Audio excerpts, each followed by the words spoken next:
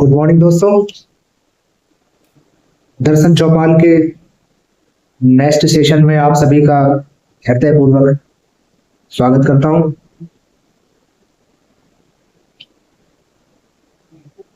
इस चौपाल में आज एक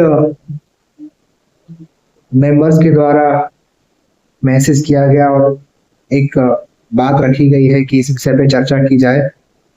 तो जो आज का विषय है वो है कि भारत की एक परंपरा चलती आई है कि बच्चों को जब तक पीटा ना जाए तब तक वो पढ़ेंगे नहीं। इस टॉपिक पे आज हम बात करेंगे। मेरे द्वारा जो भी बात कही जाएगी उसको आप तक पहुंचाया जाएगा। जो चीज आपको अच्छी लगे समझना, उसके बाद प्रत्युत्तर में आप हमें अपना सुझाव दें, जवाब दें। जो बातें कही जाएंगी उनको अपने भौतिक जीवन में फॉलो कराया जाए। तो आज का जो प्रश्न है कि उन भारत की परंपरा में जब तक बच्चे पिटेंगे नहीं तब तक पढ़ेंगे नहीं।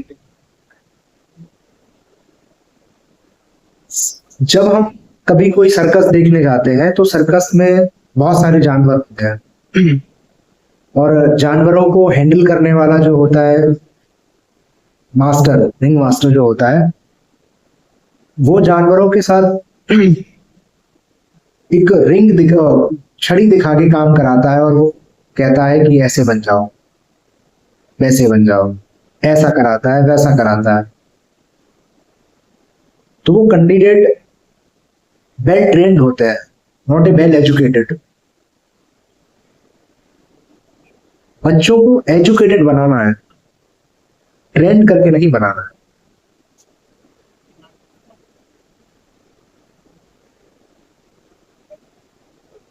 माँ बाप का कर्तव्य यही है कि जब बच्चा जाए, छोटा बच्चा होता है, स्कूल में जाते ही टीचर से कहते हैं कि कितना भी पीट दो, कितना भी मारो, लेकिन बच्चा पढ़ना चाहिए। टीचर भी उसी आवेश में काम करते हैं।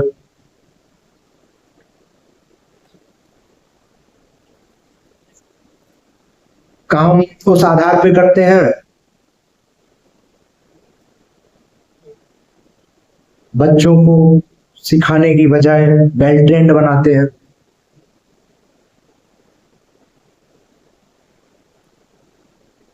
बच्चा कंडीशनल मेथड नहीं है, फिजिकल मेथड हो गया। जब वो अपने आप को समझता है कि मैं एक माइंड नहीं एक बॉडी बन चुका हूं, उसे वेल ट्रेंड कहते हैं, नॉट ए वेल एजुकेटेड। माँ बाप का यही कर्तव्य है कि अपने बच्चों को जानवर ना बनने दें।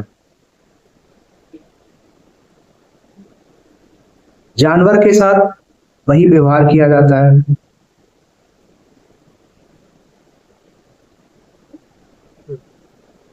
शिक्षकों का काम, माँ बाप का काम बच्चों को सुधारने के लिए एक ही है कि पहले वो उसकी चेतना पर काम करें।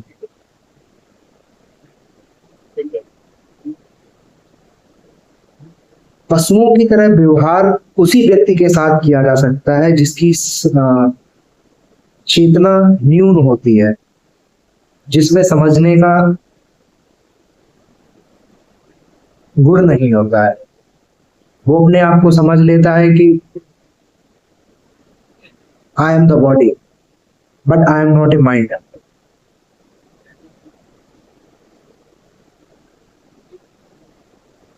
उसके साथ फिजिकल मेथड का प्रयोग किया जाता है और आजकल माँ बाप हुए, टीचर्स हुए, बच्चों के साथ वही मेथड का प्रयोग करते हैं। महात्मा बुद्ध के 3 घोड़ों का रूप दिया गया है, 3 घोड़ों का व्याख्यान किया है कि एक घोड़ा जिसको संकेत मिले और वो काम करने लगे। एक घोड़ा जिसको कहा जाए कि अब तुम चलो आगे बढ़ो, एक घोड़ा जब तक उसको पीटा ना जाए तब तक वो काम ना करे।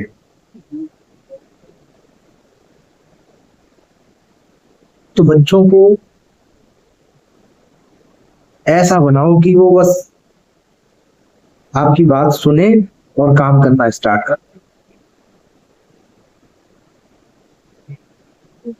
अच्छा, इसका दूसरा पॉइंट ये भी हो सकता है, आजकल के जो माँ बाप है, बच्चे जो हैं,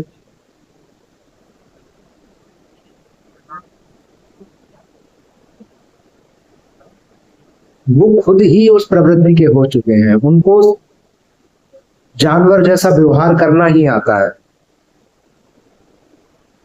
बच्चों को समझाने के लिए वो उन्हीं चीज का प्रयोग करते हैं, मारपीट का प्रयोग करते हैं। उन्हें समझाना ही नहीं आता है।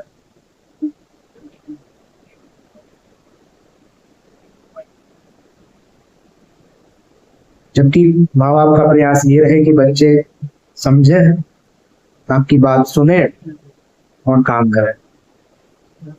जैसे जब बच्चा छोटा होता है तो उसकी जो चेतना होती है वो न्यून होती है, उसकी चेतना जगानी पड़ती है। बच्चा लेटा हुआ है, बच्चा रोने लगा, माँ को पहली बार जब रोया तो माँ ने आके उसके कपड़े बदल दिए। दोबारा में रोया तो माँ ने आके, भूखा था दूध पिला दिया। फिर तीसरी बार रोया तो माँ ने आके कसके से उसे पीट दिया। उसको पता ही नहीं। हो सकता है कि उसकी मूल समस्या कुछ और हो। मूल समस्या पे हमने काम ही नहीं किया है।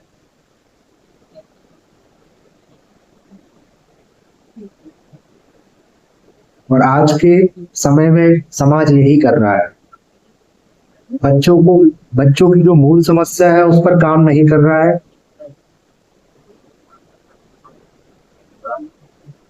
तरह तरह के रिंग मास्टर की तरह उसे बस वेल ट्रेंड कर दिया जाता है। एजुकेशन है नहीं, सामाजिकता है नहीं, वो उन सारी परंपराओं से अनभिज्ञ रह जाता है। सबसे पहले माँ बाप का कर्तव्य यही बनता है कि बच्चों को सोशल वैल्यूज दें।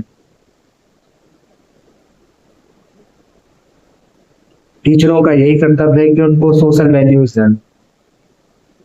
बच्चों को देह ना बनने दें, पिटाऊ ना बनने दें।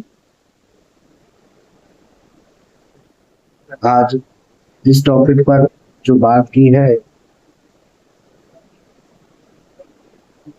अपने अपने घरों में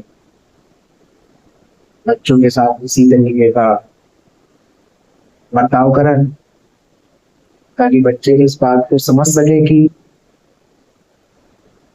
मैं चेतना से काम कर सकता हूँ, चेतना पूर्वक काम करूं, समझ के काम करूं, सीख कर काम ना करूं कि जैसा बता दिया काम कर लिया, खा लिया, सो लिया, उठ लिया, बैठ लिया। मूल समस्याओं का पता ही नहीं, उस पर हम काम ही नहीं कर रहे हैं। एजुकेटेड बनाना है, वेल ट्रेंड नहीं बनाना है बच्चों।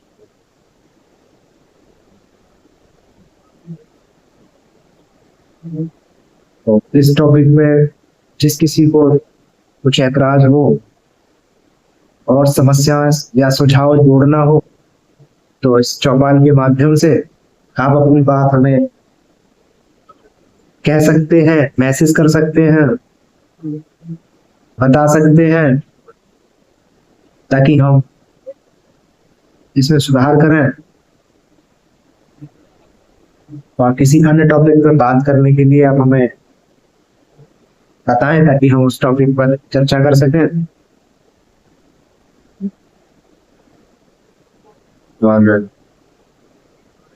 दोबारा से चौपाल दर्शन शास्त्र में हम आपका स्वागत करते हैं। धन्यवाद।